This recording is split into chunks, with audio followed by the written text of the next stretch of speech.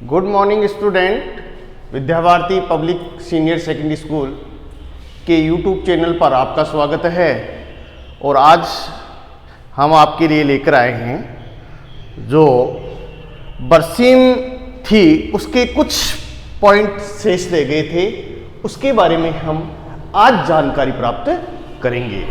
तो देखिए बेटा, हमारा जो बरसीम की फसल थी उसका पॉइंट, अंतिम पॉइंट हमने लिया था वो था सीड ट्रीटमेंट, बीजोपचार। देखिए बेटा, बीजोपचार के बारे में आप लोग फिर से जानकारी प्राप्त कीजिए।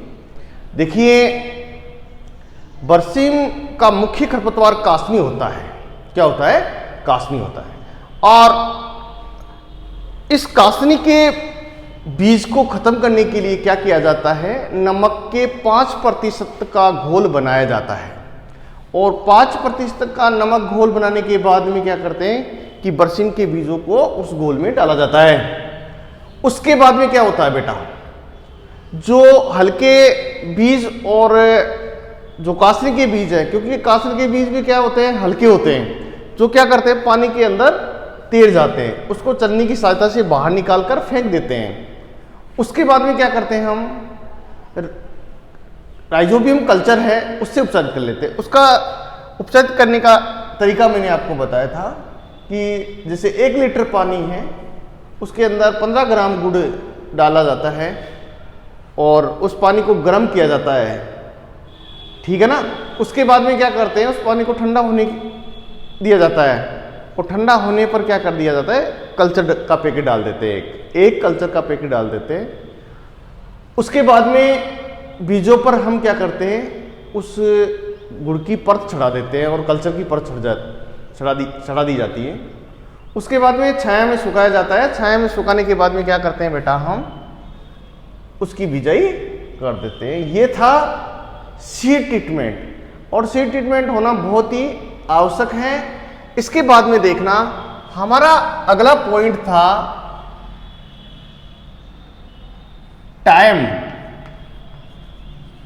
Time of sowing.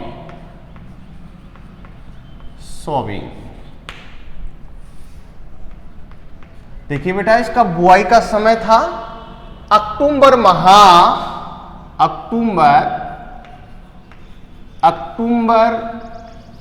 माह तक बुआई कर देवे। बुआई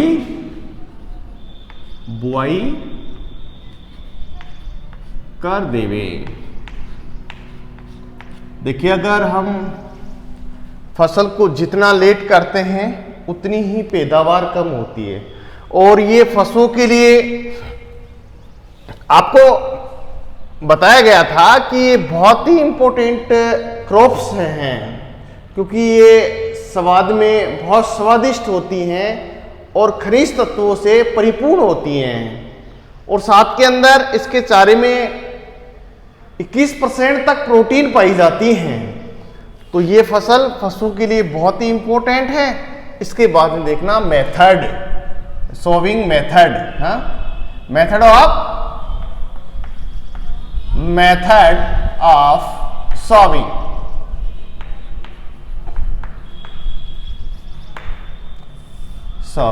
बुआई की विधियां देखना बेटा। इसके अंदर जो बुआई का विधि है वो आप लोग देखना, छिटकवा। यहां पर मैं पहली विधि बता रहा हूं, छिटकवा विधि। और एक दूसरा है कतारों में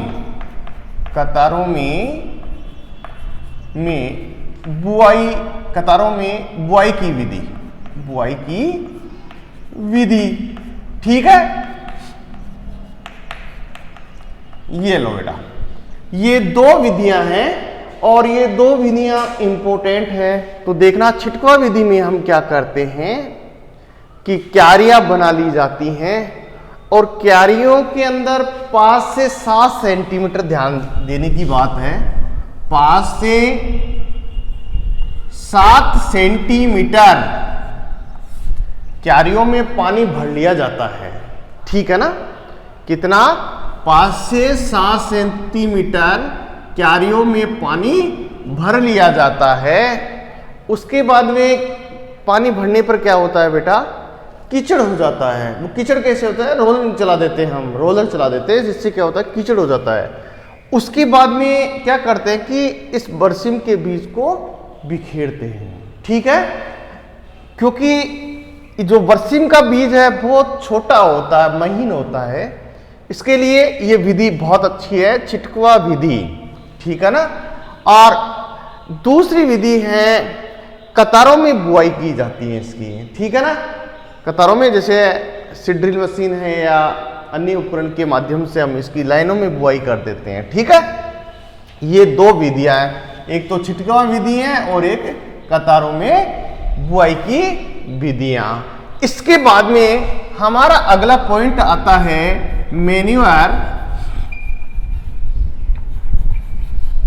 MANURE, manure and fertilisation.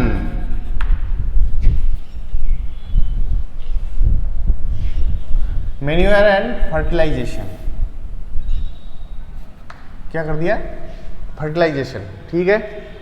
Fertiliser, fertilisation नहीं, फर्टिलाइजर, ठीक है। ये देखिए फर्टिलाइजर मीन्स उर्वरक, खाद एवं उर्वरक, फर्टिलाइजर, फर्टिलाइजेशन, निषेचन, ठीक है ना, समझते हो ना। तो यहां पर देखना मैन्यूअर एंड फर्टिलाइजर, तो देखना बेटा ये खाद है, आप 20 क्विंटल या आप लोग जितना भी आप लोग ले सकते हैं खाद, देशी खाद है। आप लोग 15-20 गाड़ियां, तो 15-20 गाड़ियों के अंदर मतलब 15-20 टन हो जाता है, तो आप लोग देशी खाद दे सकते हैं। इसके अंदर NPK की मात्रा प्रचुर मात्रा में पाई जाती है। और एक है उर्वरक, इसके अंदर हम क्या करते हैं, नाइट्रोजन और फास्फोरस की मात्रा लेते हैं, देखना आप लोग। इसके बाद में हम इस कितनी मात्रा लेते हैं, 20 किलोग्राम प्रति हेक्टर की मात्रा से नाइट्रोजन ले, और 30 से 40 ग्राम क्या लें हम, 30 से 40 किलोग्राम प्रति हेक्टर के हिसाब से क्या लें, फास्फोरस ले रहे हैं। इसके बाद देखना नोट लगा कर बता रहा हूं मैं आपको, देखिए नोट के अंदर देखिए प्रत्येक कटाई पर 4 केजी प्रति हेक्टर, कितना, प्रत्येक कटाई पर 4 केजी प्रति हेक्टर नत्रजन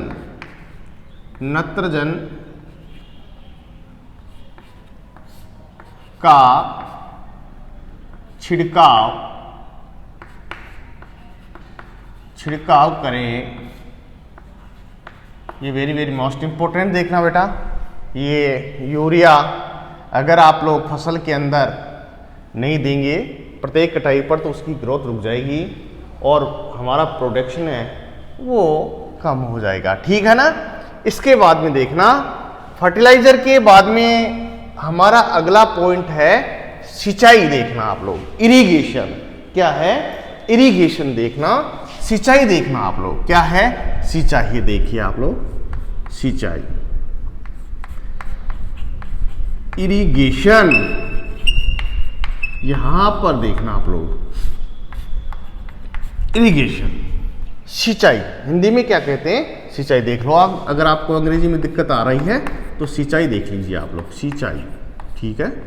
ये देखिए आप लोग बेटा सिंचाई, ठीक, देखना बेटा बरसीम की फसल को 8 से 10 कितना 8 से 10 सिंचाइयों की आवश्यकता होती है। कितनी होती है, 8 से। बरसीम की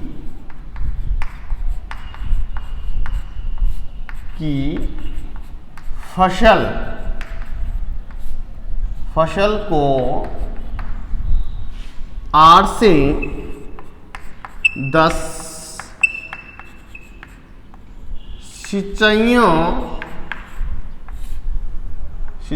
की आवश्यकता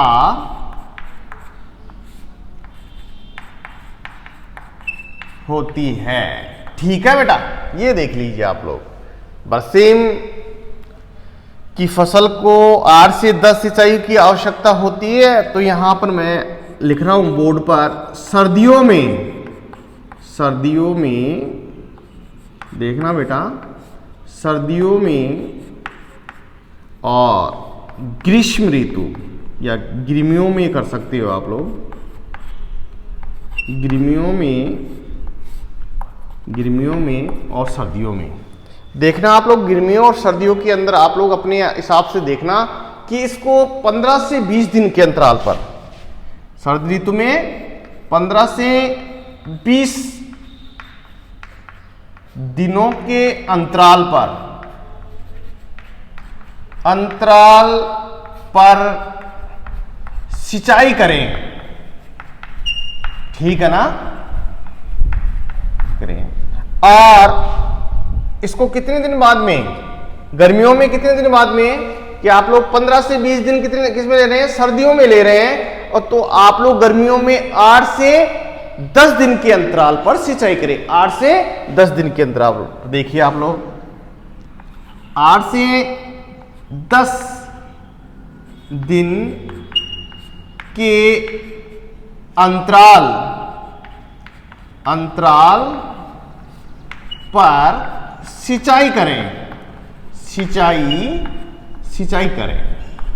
ठीक है बेटा, ये देखिए आप लोग, देखिए बेटा, हर फसल में इरिगेशन बहुत ज़्यादा महत्वपूर्ण होती है।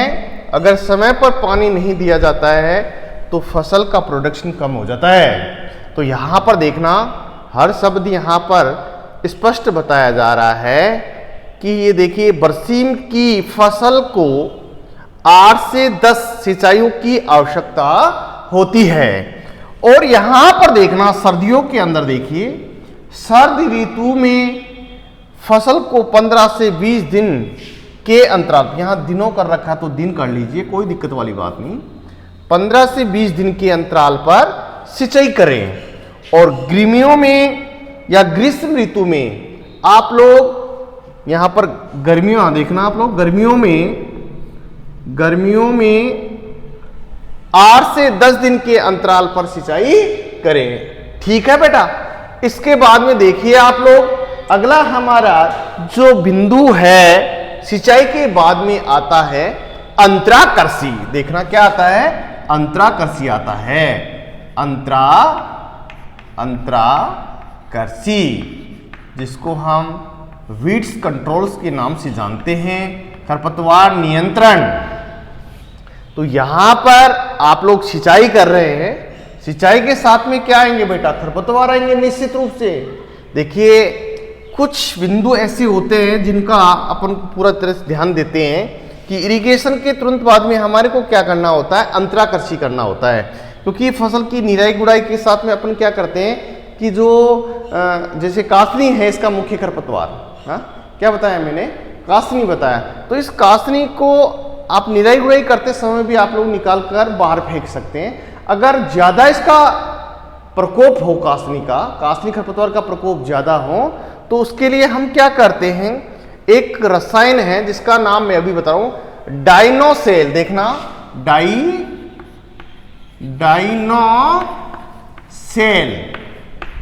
डाइनोसेल क्या बताया, डाइनोसेल एसीटेट,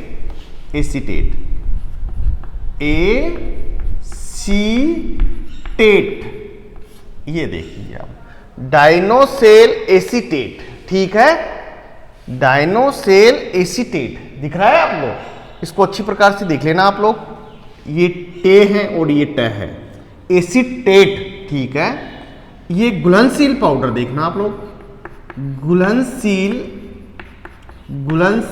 पाउडर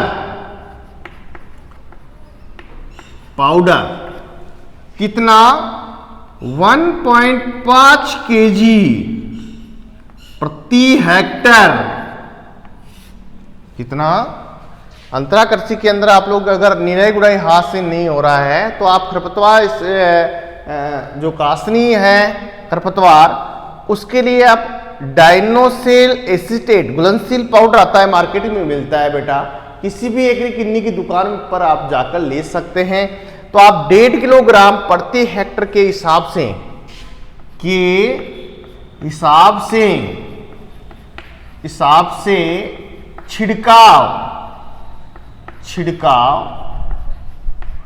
छिड़काव करें। देखिए बेटा, बहुत ये अच्छा शाकनाशी है, इसको हम हर्बिसाइड के नाम से जानते हैं। शाकनाशी को हम हर्बिसाइड कहते हैं या खरपतवार नाशी कहते हैं। आप लोग इसकी परिभाषा बहुत अच्छी प्रकार से जानते हैं, क्योंकि मैंने कई बार आपको बताया है कि शाकनाशी किसे कहते हैं, हर्बिसाइड किसे कहते हैं, कि वे रसायन जिनका उपयोग केवल खरपतवारों को नष्ट करने के लिए काम में लिया जाता है, उसको हम हर्बिसाइड या शाकनाशी या खरपतवार नाशी रसायन कहते हैं। ठीक है ना।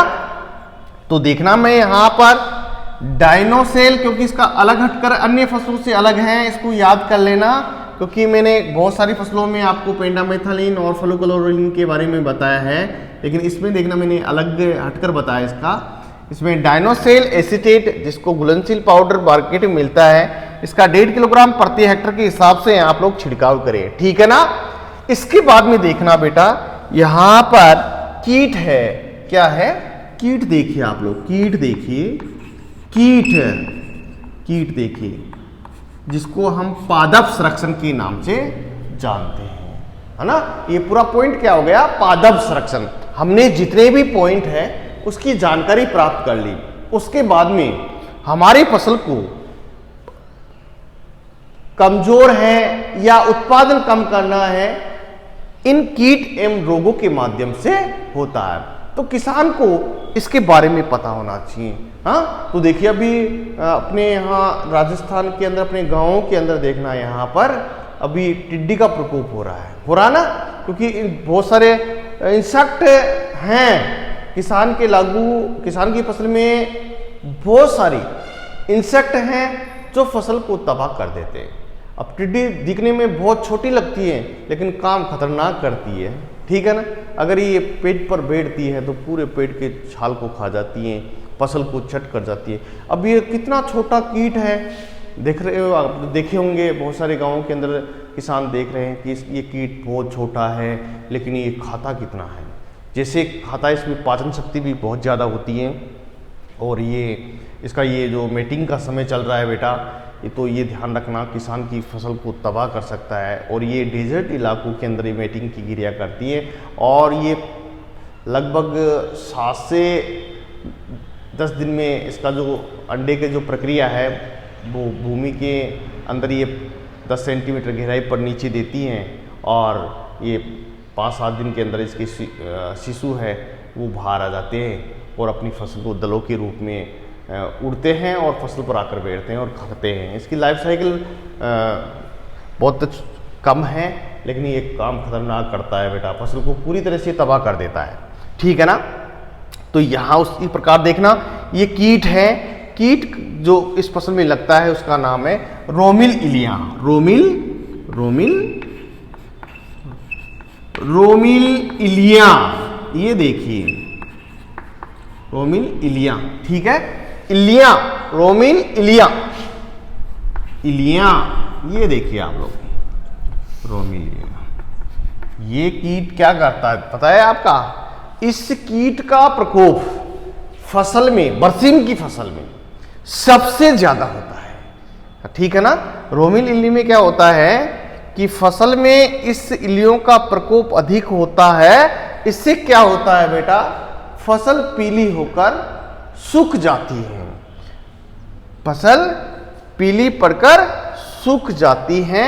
इसका नियंत्रण क्या करना है आपको, कंट्रोल, नियंत्रण देखना आप लोग, नियंत्रण देखिए आप लोग, जिसको कंट्रोल कहते हैं, नियंत्रण क्या करेंगे, रोमी लिलियों का नियंत्रण सबसे बढ़िया नियंत्रण है कि फसल में जब कीट का प्रकोप हो, फसल में इस कीट का प्रकोप हो तो प्रकोप होते ही इसकी कटाई करके पशुओं को खिला देवें, ठीक है ना, पशुओं को खिला देवें। तो ये ध्यान रखिए बेटा, अगर पशुओं को नहीं खिलाएंगे तो ये फसल क्या हो जाएगी, बर्बाद हो जाएगी, ठीक है ना। इसके बाद में क्या आता है, रोग देखना आप लोग, क्या आता है, रोग, जिसमें पहला रोग लिख रहा हूं मैं, पहला रोग क्या है, गेरुई, जिसको हम रस्ट कहते हैं। क्या कहते हैं, रस्ट, देखना है यहां पर, अंग्रेजी में रस्ट कहते हैं, ठीक है, RUST, रस्ट, ठीक है, RUST, रस्ट। यहां पर गेरुई रस्ट कर दिया है मैंने। तो ये देखना, ये रोग का आक्रमण होने पर फसल सूख जाती है, ठीक है ना, फसल सूख जाती है। तो इसके रोकथाम के लिए क्या करेंगे, किसान को उचित फसल चक्र अपनाएं। किसान क्या करें, उचित फसल चक्र अपनाएं। जैसे अगर ये रोग प्रकोप हो रहा है तो इस खेत के अंदर बरसीम की बुआई नहीं करें, इसके अंदर अन्य फसलों की बुआई करें, 1-2 साल छोड़ दें ताकि इस रोग का कंट्रोल हो जाए। दूसरा रोग है जड़ गलन।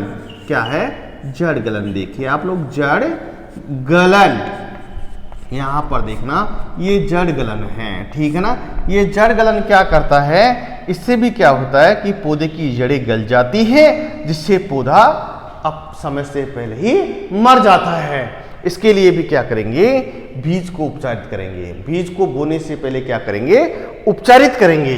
क्या करेंगे, उपचारित करेंगे। और उपचारित करने के बाद में हम क्या करेंगे, बीज की बुआई करेंगे, ठीक है ना। जैसे मैंने उपचारित करना भी बताया था, कल्चर वगैरह है। या आप लोग जैसे कवकनाशी, फंगीसाइड्स रोग लग रहा है तो आप लोग कोई भी दवा फंगीसाइड्स की, जैसे कैप्टान है, थायरम है, हाँ, ऐसी दवाई मैंने आपको दवाइयाँ बताई हैं, उसमें से कोई दवा लीजिए और बीज को उपचारित कीजिए आप लोग, ठीक है ना। इसके बाद में देखना बेटा, हमारा अगला पॉइंट है, क्या है, कटाई। क्या है, कटाई। देखिए आप लोग, अगला पॉइंट है हार्वेस्टिंग, कटाई, कटाई एंड मंडाई। यहां पर कटाई देख लीजिए आप लोग, इसकी कटाई जो अगेती फसल है उसकी कटाई कब करेंगे, अगेती फसल के अंदर आप लोग 45 से 50 दिन, 45 से 50, अगेती बरसीम की अगेती फसल को 45 से 50 डेज पर काट लेवे। ये देखिए आप लोग, अगेती फसल की बुआई कर रही हैं तो आप 45 से 50 दिन के उपरांत काट लेवे। ये ध्यान रखना कि देखिए बेटा, यहां पर रिंजगी की जो फसल थी उसको आप लोग कितने दिन में काट रहे थे, 55 दिन में काट रहे थे। इसको भी कितने में काट रहे हैं हम, 45 से 50 दिन में काट रहे हैं। इससे बीज लेना था रिंजगी से बीज लेना था, वो कितने कब बंद कर रहे थे कटाई, जनवरी में कर रहे थे। अब इससे बीज प्राप्त करेंगे ना, ध्यान रखने की बात है, इससे इस फसल से बीज ले रहे हैं तो इसका हम कटाई करना कब बंद करेंगे, फरवरी माह में इसकी कटाई बंद कर देंगे, जिससे हमारे को बीज प्राप्त हो जाएगा। इसके बाद में देखना, सर्दियों में कटाई कब करेंगे हम, सर्दियों के अंदर हम कटाई देखना, ये देखिए आप लोग, सर्दियों में हम 30 दिन के अंतराल पर, सर्दियों में हम, ये देखिए आप लोग, सर्दियों के अंदर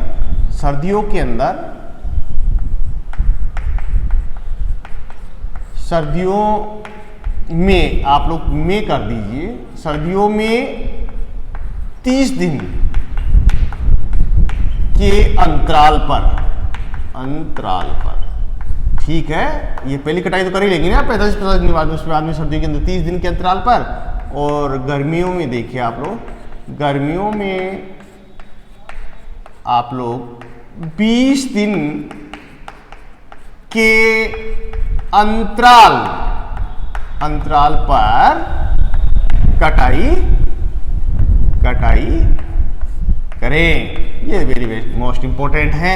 यहां पर देखिए आप लोग, कटाई है, अगेती फसल को आप 45 से 50 दिन के भीतर काट लेवे, बुआई के ध्यान रखना, बुआई के 45 से 50 दिन पर काट ले में, और सर्द ऋतुओं में 30 दिन के अंतराल पर, और गर्मियों में आप लोग 20 दिन के अंतराल पर कटाई कर ले में। ठीक है। इसके बाद में देखना बेटा, हमारा अगला पॉइंट है वो है उपज। उपज देखिए आप लोग, कितनी उपज लेनी है देखना आप लोग, उपज बता रहा हूं आपको, यील्ड, उपज। ठीक है, उपज देखिए आप लोग, बरसीम की उपज कितनी 800 से 1000 क्विंटल प्राप्त होती है। बरसीम कितना 800 से 1000 क्विंटल प्रति हेक्टर प्राप्त होता है। ठीक है। इसके बाद में देखना बीज, देखना बेटा, फरवरी माह में, फरवरी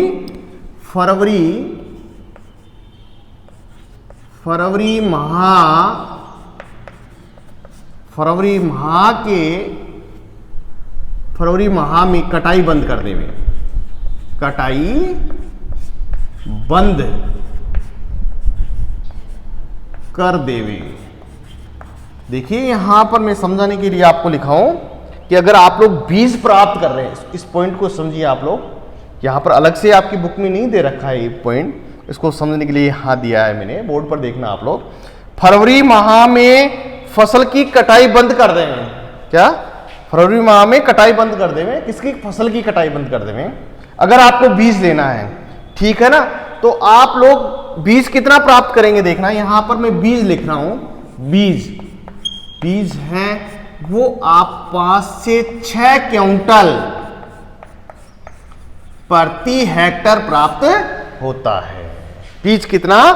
5 से 6 क्विंटल प्रति हेक्टर। और साथ के अंदर देखना बेटा, यहां पर हरा चारा कितना प्राप्त होता है देखना, ये हरा चारा लिख रहा हूं मैं, हरा चारा।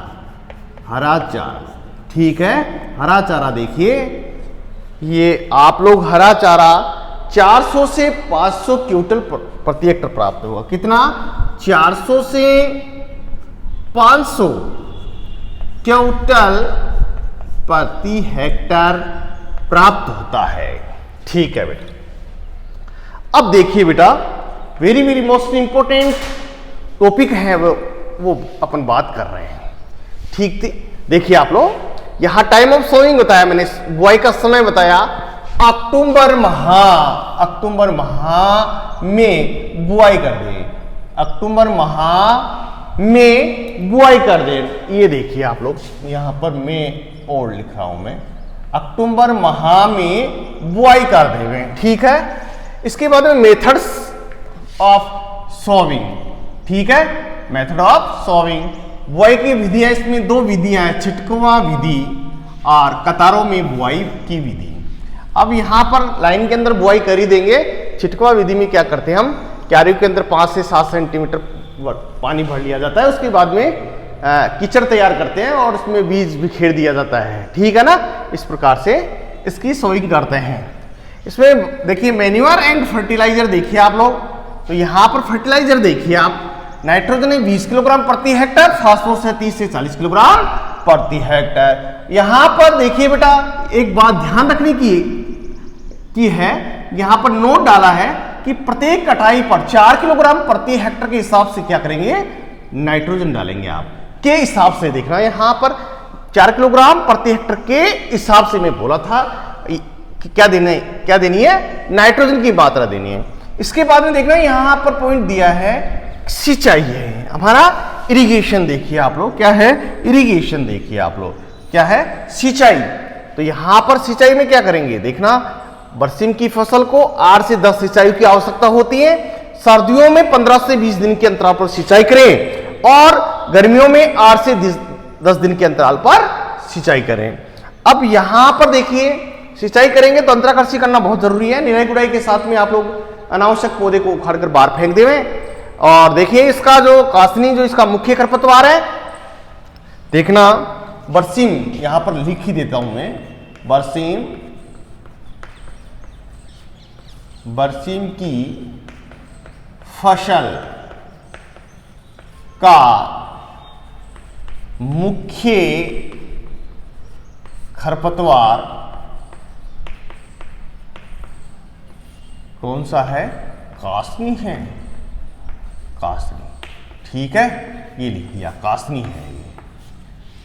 ठीक है, इसके लिए क्या करेंगे? डाइनोसिल एसीटेट घुलनशील पाउडर 1.5 किलोग्राम प्रति हेक्टेयर के हिसाब से पानी में घोलकर छिड़काव करें। ठीक है, इसके बाद में हम अंतराकृषि के बाद में है कटाई करना। यहां पर देखना अंतराकृषि की, ये तो अगेती फसल को हम 45 से 50 दिन, सर्दियों में 30 दिन के अंतराल पर, गर्मियों में 20 दिन के अंतराल पर कटाई करें। ठीक है, इसके बाद में देखना यहां पर कीट देखिए, यहां कीट देखिए, इसमें जिसको हम कहते हैं पादप संरक्षण है। क्या? पादप संरक्षण। इसमें है कीट एवं रोग, आप लोग कीट एवं रोग भी कह सकते हैं। तो यहां पर रोमिल इलियां लगती है, इस रोमिल इलियों का प्रकोप होने पर फसल पीली हो जाती है और किसान का प्रोडक्शन कम हो जाता है। रोग है गेरुई, जिसे हम रस्ट के नाम से जानते हैं, जिसे हम किसके नाम जानते हैं? रस्ट के नाम जानते हैं। तो इससे भी क्या होता है कि फसल सूख जाती है, और जड़ गलने में भी क्या होता है? पौधा अपनी जीवन लीला समाप्त कर लेता है। तो इस दोनों के लिए हम क्या करें? किसान को क्या करना चाहिए? उचित फसल चक्र अपनाएं और बीज को उपचारित करके बुआई करें। ठीक है बेटा, इसके बाद में देखना मैंने अगला पॉइंट लिया था उपज। देखिए उपज में क्या लिया मैंने, देखिए बरसीम से उपज कितनी, बरसीम कितनी प्राप्त होती है? 800 से 1000 क्विंटल प्रति हेक्टेयर प्राप्त होती है। ठीक है, इसके बाद ना फरवरी माह में अगर बीज ले रहे हैं तो फरवरी माह में कटाई करना बंद कर देवे। ठीक है, और ये आपको 5 से 6 क्विंटल प्रति हेक्टेयर क्या प्राप्त होगी? बीज की मात्रा प्राप्त होगी। और हरा चारा देखना, आप लोग हरा चारा देखिए, हरा चारा 400 से 500 क्विंटल प्रति हेक्टेयर प्राप्त होता है। ये था हमारे बरसीम की फसल, क्रॉप ऑफ बरसीम। तो देखिए बेटा कुछ पॉइंट थे, इसको हमने देखा। ठीक है, ये फसल आज आपकी पूरी होती है। इसके बाद में कल हम बात करेंगे केस क्रॉप। किसकी बात करेंगे? केस क्रॉप की करेंगे, जिसको हम हिंदी में कहते हैं रोकर फसल। ठीक है, जैसे फूडर क्रॉप है FODDR, fodder crops CROPS, fodder crops जिसको कहते हैं चारे वाली फसल। अब चारे वाली फसलों में मैंने आपको चारों वाली फसलों की कितनी बताई? 3 बताई। 3 में मैंने पहले बताया आपको रिंच का, और दूसरा पढ़ाया बरसीम, और तीसरी क्या थी? जई, जिसको ओट कहते हैं, जो हमारे सिलेबस में नहीं है, आपके जेट सिलेबस में है। ठीक है बेटा, अब देखना हमारी अगली फसल होगी वो है केस क्रॉप, जिसको हम कहते हैं रोकड़ फसलें। देखना रोकड़ फसलों में हम पढ़ाएंगे गन्ना है, आलू है और गवार है। ठीक है, 3 फसलें हैं, तो 3 फसलों के बारे में हम कल बात करेंगे। तो देखना बेटा, मैं आशा करता हूं कि आज का वीडियो है आपको पसंद आया होगा। इसके लिए आप लोग लाइक करना, शेयर करना और बेल आइकन को जरूर दबाएं। धन्यवाद।